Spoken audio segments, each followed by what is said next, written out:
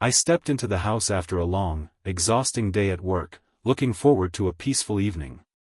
But as soon as I opened the door, I was greeted by the unmistakable sound of lively, animated voices. My wife and her friend were chatting in the living room, their conversation filling the house with energy. It wasn't just the volume that grabbed my attention, though, it was the tone, like they were deep into something serious, maybe even intense. The moment the door clicked shut behind me, their vibrant chatter abruptly faded, replaced by hurried whispers. It didn't sit right with me. What could they possibly be talking about that needed to turn into a secret as soon as I walked in? Curious, I headed into the living room and looked at both of them. They exchanged a brief glance, one of those looks that screamed they'd been caught doing something they didn't want me to know about.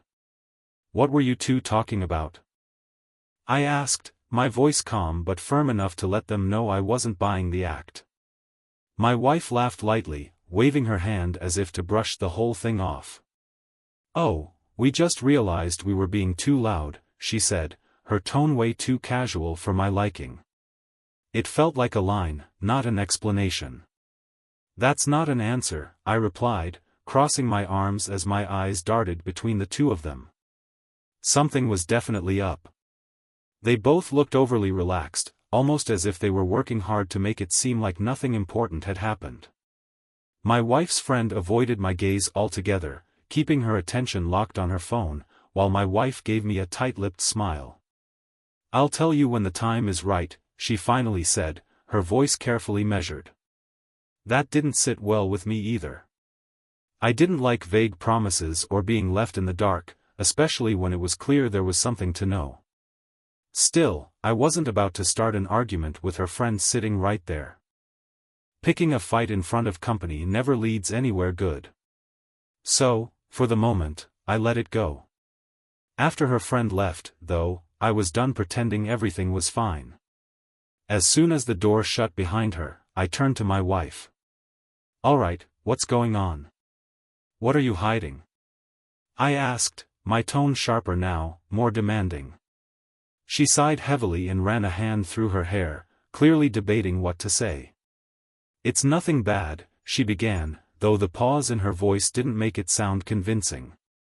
"It's just a big problem. Something only one person can help me with. My friend and I were talking about it." "What kind of problem?" I pressed, not willing to let her stop there. She shook her head, avoiding a direct answer. "I'll tell you everything once it's resolved," she said. "But I need your help tomorrow. I'll need you to drive me somewhere and pick me up afterward." Her explanation didn't satisfy me. "Why not just tell me now?" I demanded, my frustration bubbling up. "If it's such a big deal, don't you think I deserve to know?" She met my eyes, her expression firm and unyielding. "You're not going to get it out of me tonight," she said, her voice calm but resolute. "But trust me, everything will be fine." That was all she gave me, and it didn't sit right. I hated being kept in the dark, but I also knew that pushing her any harder right now wasn't going to get me anywhere. She could be just as stubborn as I was when she wanted to be. With a heavy sigh, I decided to let it go, for the time being, at least. The questions swirling in my head would have to wait. Later that night, as I lay in bed, the unanswered questions gnawed at me. What kind of problem could be so serious that she couldn't share it with me now? And why was her friend so deeply involved? None of it added up, and the uneasy feeling in my gut just wouldn't go away.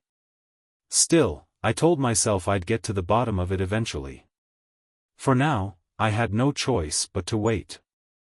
With that thought, I finally closed my eyes, though the mystery lingered in the back of my mind. The next morning, I was jolted awake by my wife shaking my shoulder. My eyes struggled to adjust to the light as her hurried voice cut through my grogginess. "Come on, we need to go," she said urgently. Half asleep and completely confused, I sat up and rubbed my eyes. "Go where?" I mumbled, my voice thick with sleep. But she didn't answer me.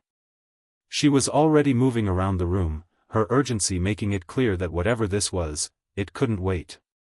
When my eyes finally focused on her, I couldn't help but frown. Something about her demeanor felt off. She was dressed in a way I hadn't seen in a long time. Her outfit caught me off guard. A short skirt paired with a fitted top, it wasn't her usual style, and certainly not something I'd expect this early in the morning. "Why are you dressed like that?" I asked, my tone flat, suspicion creeping in. She paused briefly, glancing at me before replying, "Trust me, it's important." Her answer didn't explain much, but before I could press her for more, she was already moving with urgency. Begrudgingly, I got dressed and followed her out to the car, still trying to make sense of what was going on.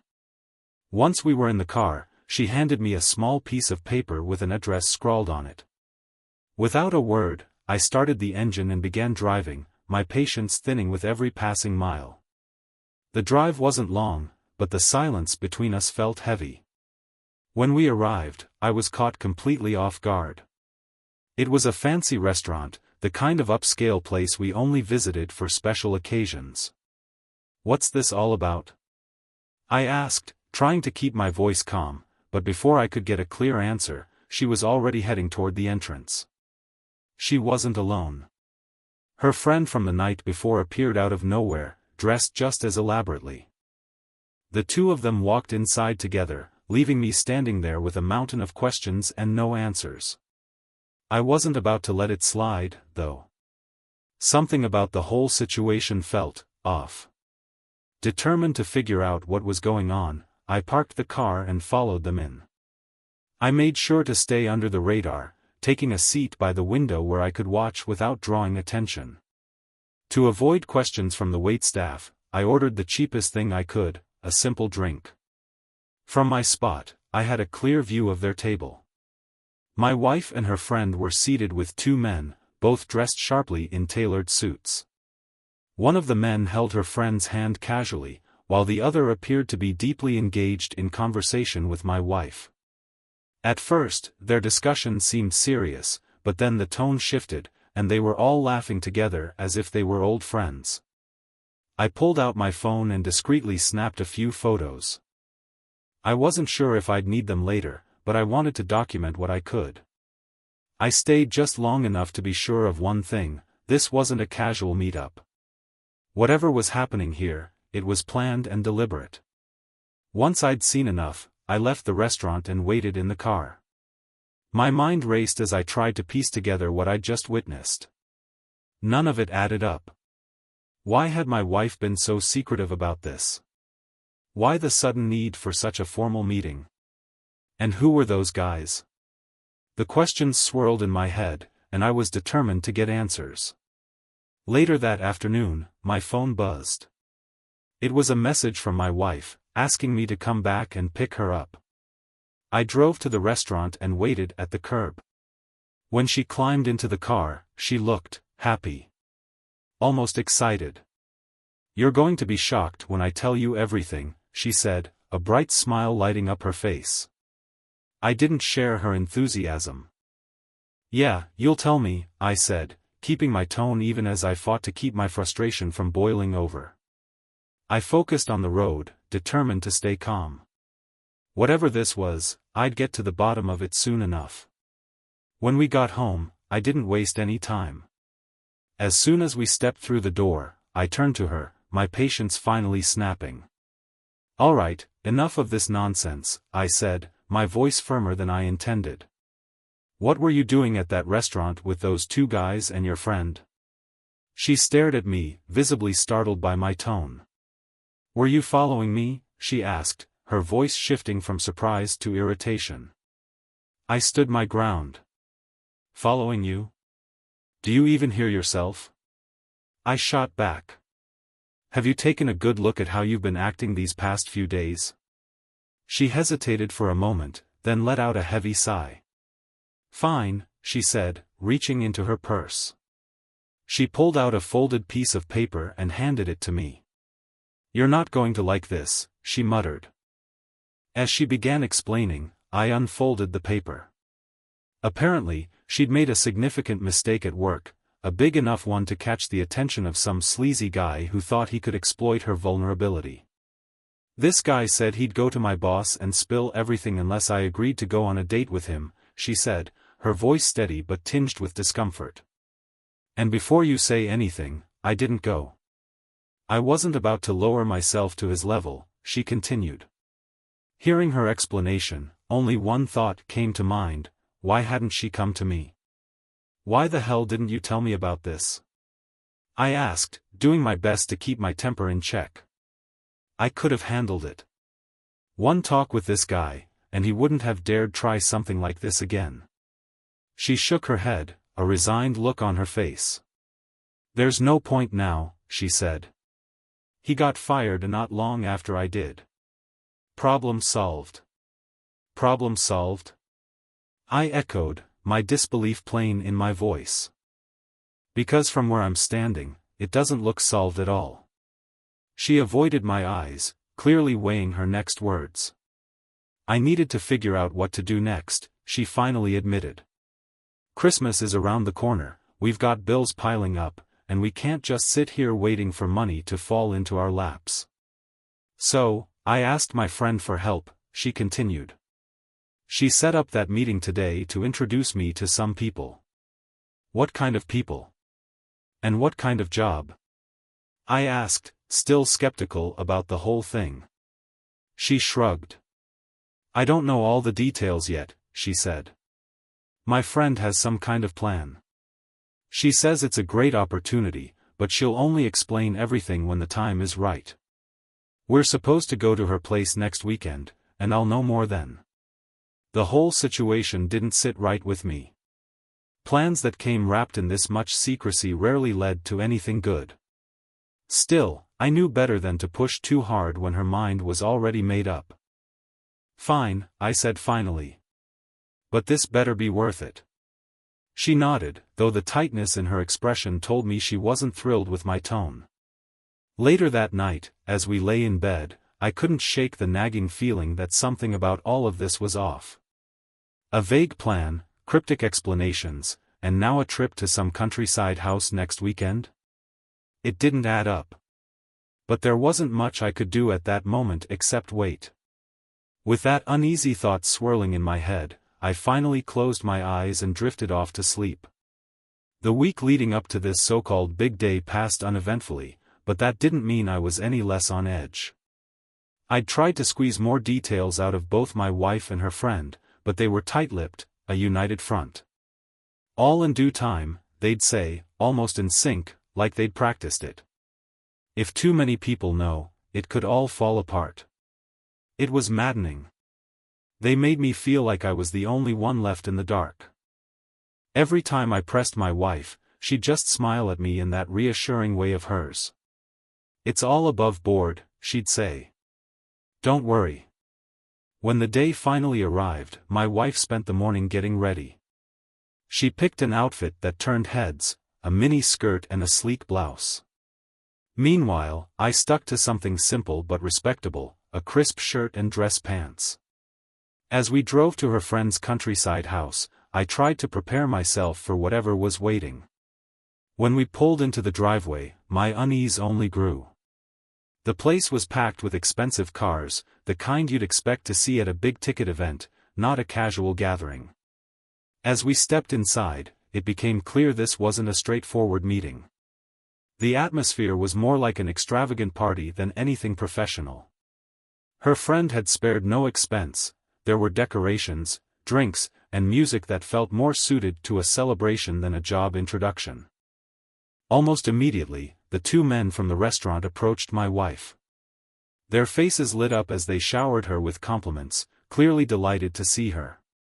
I stayed close, watching the way they acted. Their familiarity felt excessive.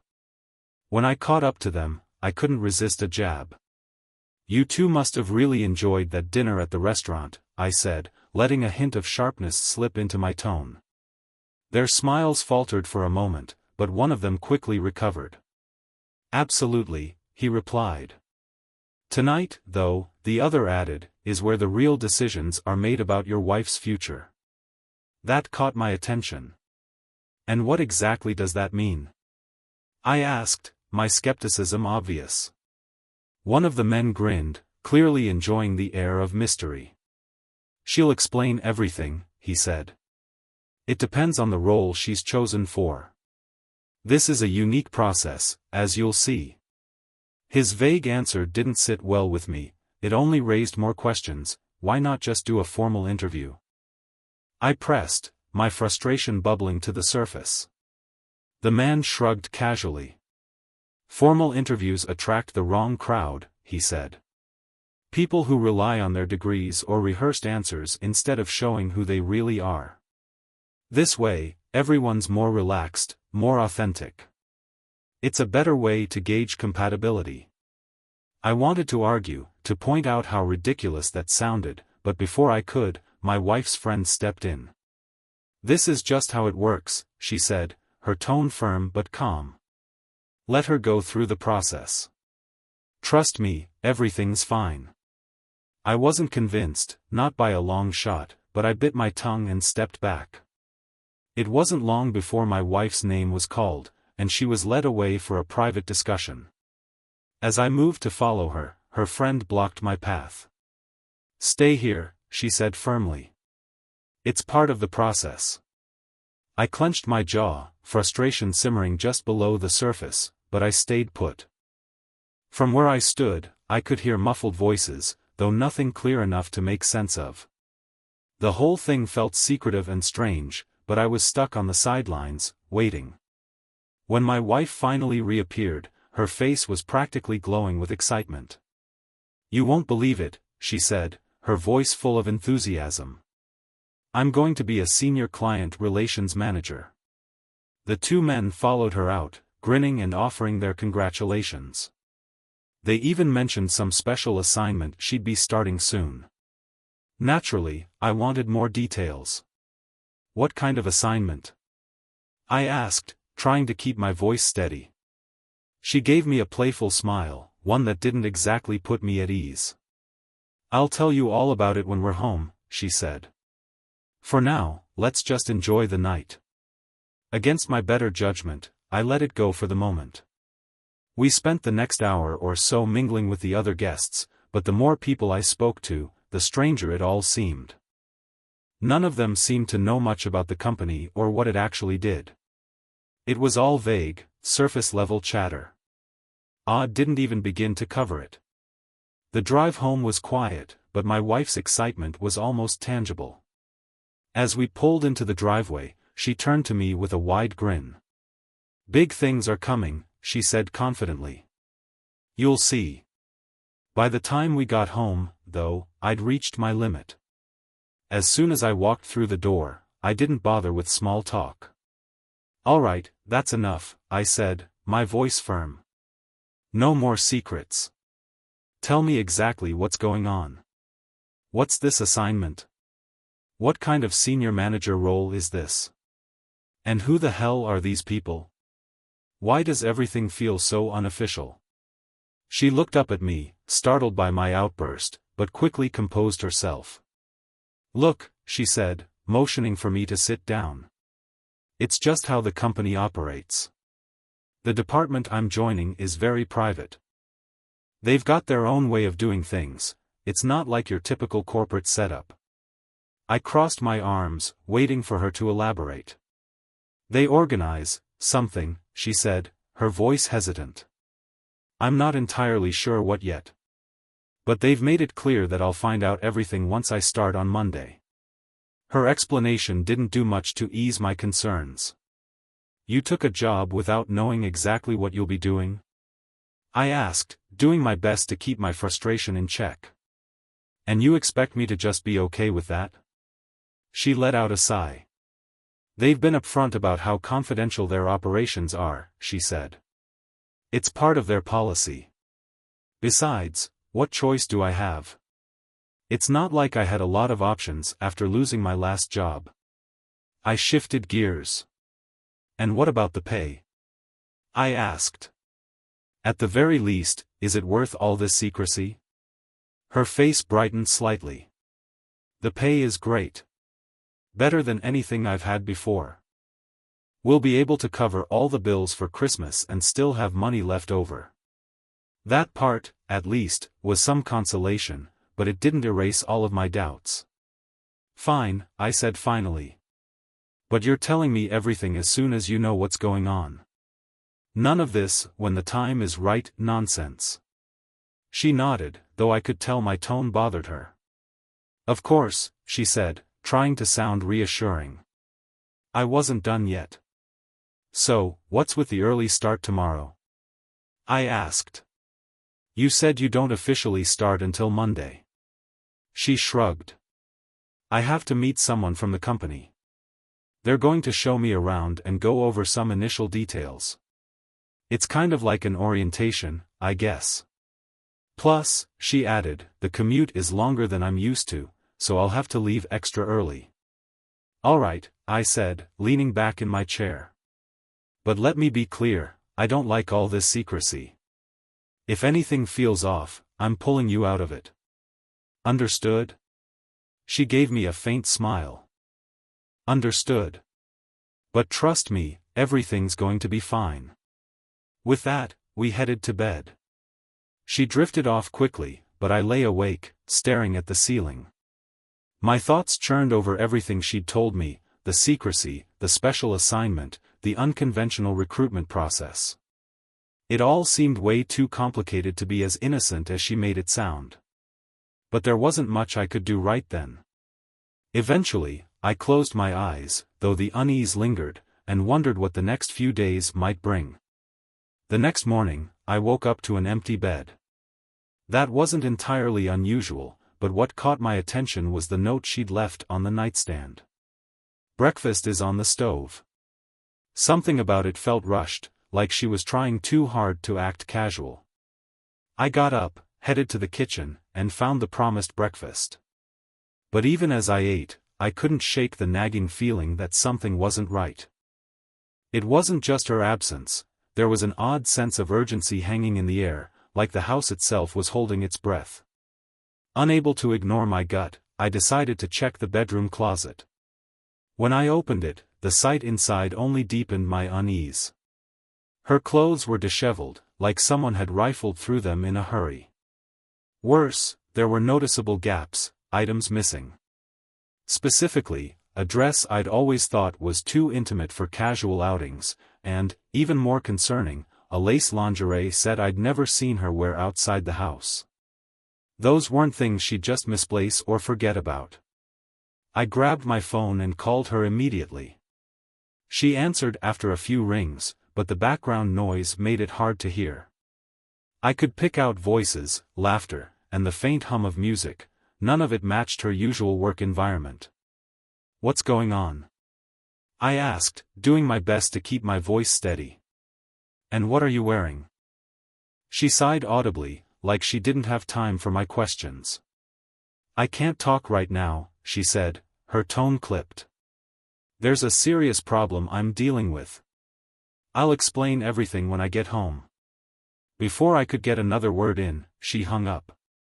Frustrated, I paced around the house, trying to piece things together. The more I thought about it, the more my mind spiraled into worst-case scenarios. Eventually, I opened up a group chat with a few friends to vent. They didn't help, though. If anything, their theories only fueled my paranoia, leaving me more worked up than before. By the time she walked through the door later that day, I was wound tight, ready for answers. She looked exhausted but oddly calm as she dropped her bag by the door. You won't believe the day I've had, she said with a small smile. I didn't let her continue. Take off your coat, I said bluntly.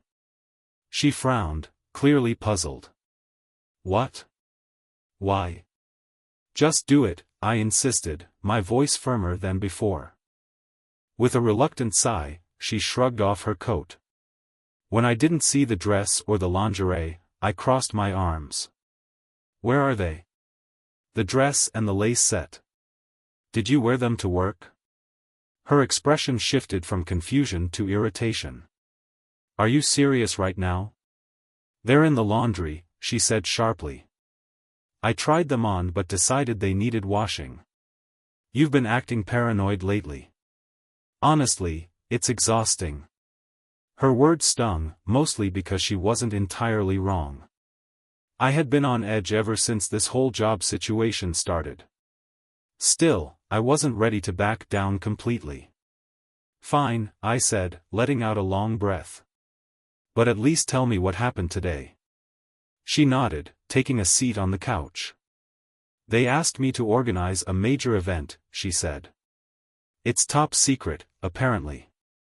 But the big news is that they're planning a surprise for me at the company's holiday party.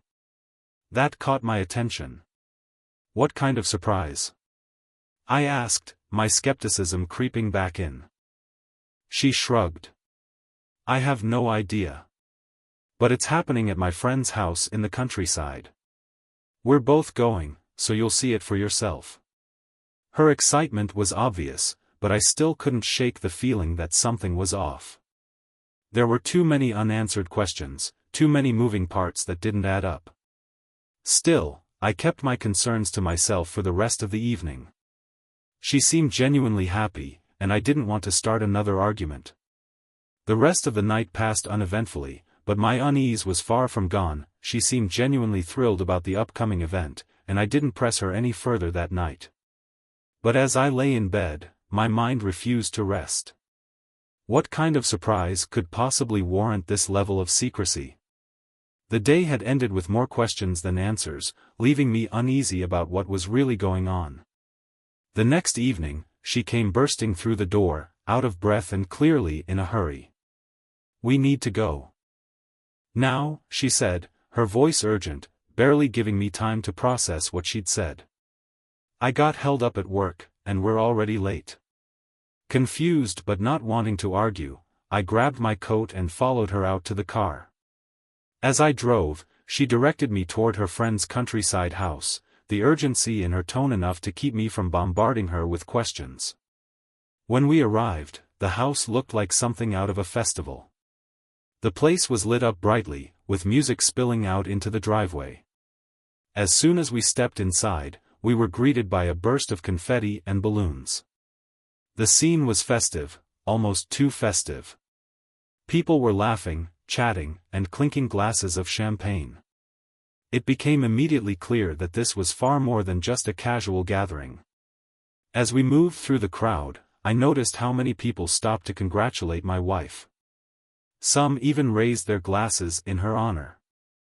It seemed like everyone there already knew about her new job and was genuinely happy for her. Despite my lingering doubts, I couldn't help but feel a small flicker of pride seeing her celebrated like this. Then, the man from the restaurant, the one who had been part of her strange interview process, climbed onto a table. He held a glass of champagne high and addressed the room, his voice cutting through the noise. All right, everyone, he announced. Now that we've had our fun, it's time for the main event, the swinger party. For a moment, I thought I'd misheard him. My heart stopped, and I froze in place, trying to process what he'd just said. But the room's reaction confirmed it, cheers erupted, and to my absolute disbelief, people actually started undressing. The scene spiraled into chaos almost instantly. Without hesitation, I grabbed my wife's hand and pulled her toward the door. "What are you doing?" she protested, trying to resist. "We don't have to join in." Her words only made me more determined to get us out of there. By the time we reached the car, her phone was already buzzing with calls and messages. "Where are you? What happened? Are you coming back?" I could hear some of the messages coming through as she answered one of the calls. Calmly, she explained that I wasn't feeling well and that we'd had to leave. Her voice was even, but the frustration in her eyes was unmistakable. When we got home, I didn't waste any time. "What the hell was that?" I demanded, my voice rising with anger.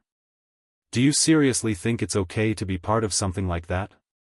She let out a heavy sigh, clearly irritated by my reaction. "We didn't have to participate," she said, her tone defensive. "You didn't even give me a chance to explain." I shook my head, unable to contain my frustration. I don't care what the conditions were, I shot back. You're not going back there. She crossed her arms and fixed me with a defiant look. Fine, she said, her voice sharp. But I'm not quitting. I have a job to do, and I'm not leaving after just 1 week. For the next couple of days, things were relatively calm, but I couldn't shake the feeling that I still wasn't getting the full story. One evening, I decided I needed answers.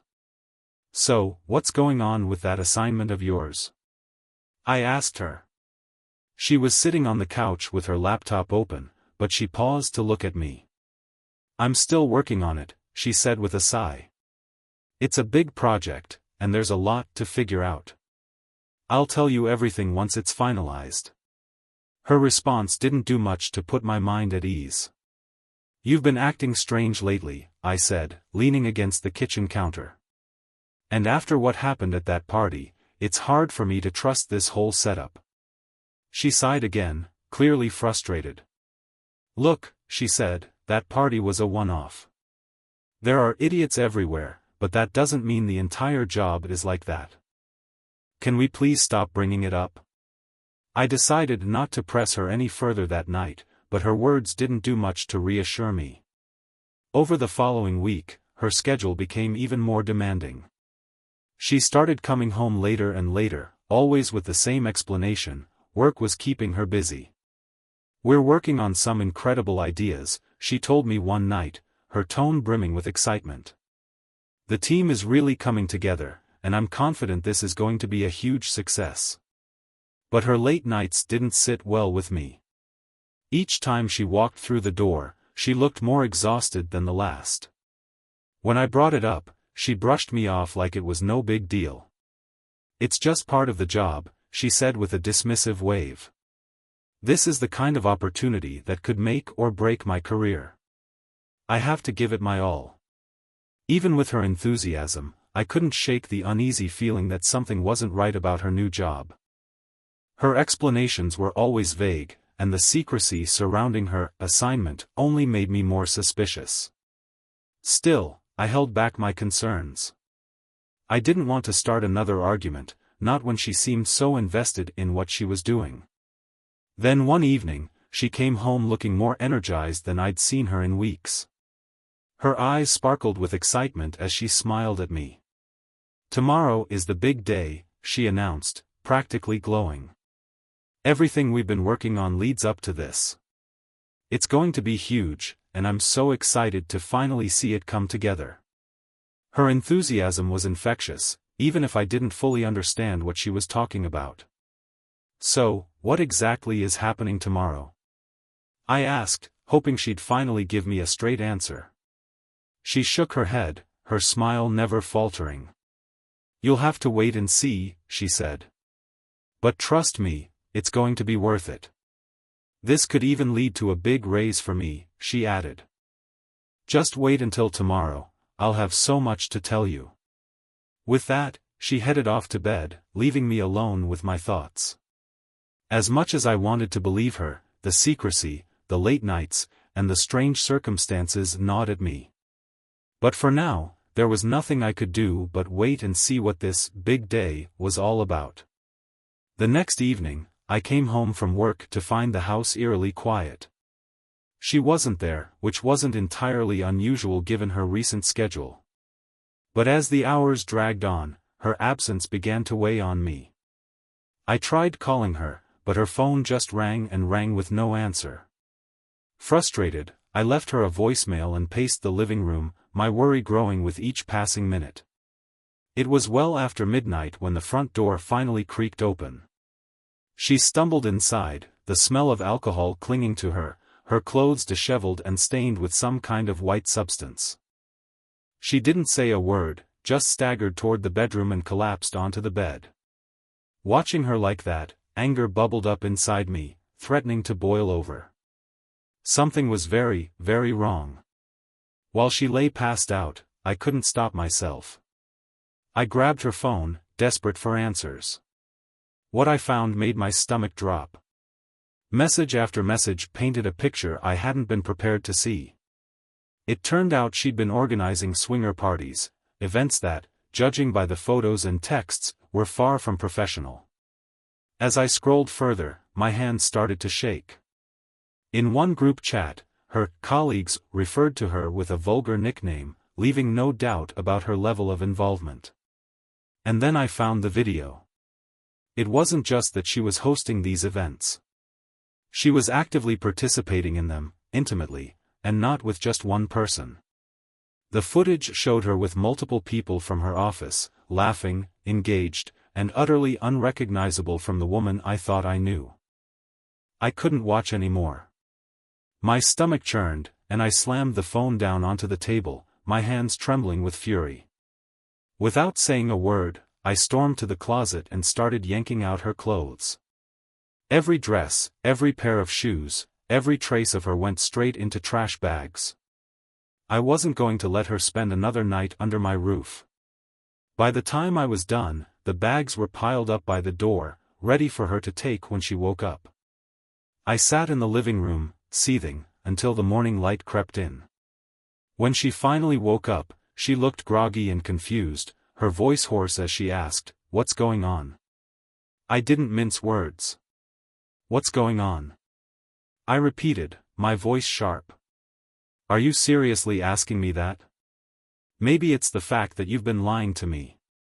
Or maybe," I said, my voice sharp, "it's the video of you screwing half your office. Take your pick." Her confusion morphed into anger almost instantly. "You went through my phone?" she snapped. "That's private." I stared at her in disbelief. "Private? That's what you're worried about?" I shot back, incredulous. "You're standing here, covered in God knows what, and you think I'm the problem?" She crossed her arms and glared at me, her defiance palpable. "You just don't understand," she said, her voice cold. "I enjoy it, okay? So stop trying to control me and stay out of my business." That was the breaking point for me. I'd had enough. "Get out," I said, my voice as icy as I felt inside. "Take your things and leave. You're not staying here another minute." She didn't argue. Instead, she stormed out, slamming the door behind her. Once she was gone, I didn't waste any time. Her betrayal wasn't just personal, it felt criminal. I reached out to an attorney and laid out everything I'd uncovered. Together, we started piecing the puzzle together, digging into the company that had been enabling her activities. The deeper we dug, the uglier the truth became. Through records, testimonies, and even anonymous tips, we uncovered a web of exploitation disguised as a legitimate business. The operation was well organized, with layers of deceit protecting those at the top. The next step was identifying the key players, the bosses, event organizers, and facilitators who kept the whole thing running. It wasn't easy, but persistence paid off. Slowly but surely, we uncovered names and connections that exposed the scope of their wrongdoing. Armed with this information, my lawyer and I filed a lawsuit against the company, accusing them of running an illicit operation under the guise of professionalism. The evidence was damning, and before long, the authorities stepped in to investigate. As the case gained traction, the company's carefully constructed facade began to crumble. Former employees came forward, sharing their experiences and corroborating our findings. The court didn't take long to rule in our favor. The so-called business was shut down, its leaders slapped with hefty fines and, in some cases, criminal charges. It wasn't a complete victory, but it felt like justice, at least a step in the right direction. With the company out of the picture, I turned my attention back to her. Divorce was inevitable, and I wasn't about to let her walk away unscathed. The court battle was intense, but the evidence was overwhelmingly on my side. The video, the text messages, and even her own admission of enjoying the lifestyle painted a damning picture. In the end, the judge ruled in my favor, granting me the divorce and ensuring she had no claim to anything I'd worked for. But the story didn't end there. One morning, I received a call from her. Her voice was dripping with venom. "You're the worst person I've ever met," she spat. "Do you know how many people you've put out of work? All because of your stupid vendetta." I stayed calm. "That's exactly what I wanted," I replied. "Maybe now they'll find jobs that don't involve destroying lives." Her anger only intensified. "You'll regret this," she hissed. "I'll make sure your life is a living hell." And she kept her word, at least, she tried. She started spreading lies about me to anyone who would listen. She told mutual acquaintances that I was abusive, emailed false complaints to my boss in an attempt to sabotage my career, and even posted defamatory comments about me online. Every attack required a response. I documented everything, every message, every rumor, every attempt she made to tarnish my reputation. With my attorney's help, I filed cease and desist letters, and when she crossed the line, we didn't hesitate to take her back to court. Each time, the evidence spoke for itself, clearing my name and exposing her vindictive nature for what it was. In the end, the truth prevailed. The court issued a restraining order against her, barring her from contacting me or interfering in my life. Her attempts to break me only strengthened my resolve. She may have tried to ruin me, but all she managed to do was prove how much better off I was without her. In the wake of the legal battles and her relentless attempts to drag me down, I realized it was time to take charge of the narrative. For too long, I'd been playing defense, reacting to her lies, countering her manipulations, and constantly clearing my name. Enough was enough. It was time to go on the offensive. Among the evidence I had gathered was the damning video that exposed the full scope of her betrayal. Deciding to use it wasn't something I took lightly, but deep down, I knew it was the only way to bring the truth into the light. This wasn't about revenge for the sake of revenge, it was about making sure the people who needed to see her for who she truly was finally did. I started by sharing the video with a small group of people, her closest friends and family. They were the ones who had always defended her, the ones who believed in her facade of innocence and victimhood. For far too long, she had used that image to shield herself from accountability, but that shield was about to shatter. The reactions were immediate and devastating, for her. Many of her friends, who had once stood by her side, distanced themselves almost instantly. Family members who had adamantly defended her were left in stunned silence. Word of the video spread quickly, becoming an unspoken scandal in her social circles. Invitations to gatherings dried up, and even her professional connections seemed to vanish overnight. The consequences of her actions had finally caught up with her.